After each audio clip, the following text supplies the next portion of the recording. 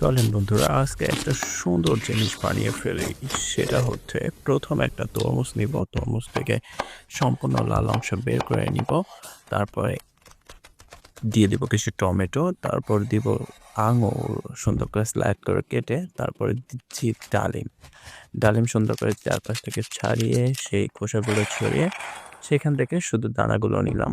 তারপরে দিচ্ছি apple, apple কুচি কুচি করে কেটে একটু স্লাইড করে সুন্দর করে একটু, তারপরে কলা নিচ্ছি, কলাটা সুন্দর করে স্লাইড করে কেটে পরবর্তীতে নিচ্ছি স্ট্রবেরি, স্ট্রবেরি সুন্দর করে স্লাইড করে কেটে, তারপর নিচ্ছি রেড বেরি, তারপরে ব্ল্যাকবেরি, আর এটা পেয়ারা নিয়ে তারপর দিচ্ছি আম, পাকা আম সুন্দর করে স্লাইড করে কেটে সেটা সম্পূর্ণ জিনিস ওই যে তরমুজটা রেখেছিলাম সেই তরমুজটার মধ্যে দিলাম। তারপরে হচ্ছে দিয়ে দিচ্ছি সুগার, সেটা একটু গরম পানিতে 24 hours ফুটিয়ে later. সেটা ফ্রিজিং করে রেখে দেওয়ার পরে এই তো তৈরি হয়ে গেল খুব সুন্দর ফ্রুটস জেলি।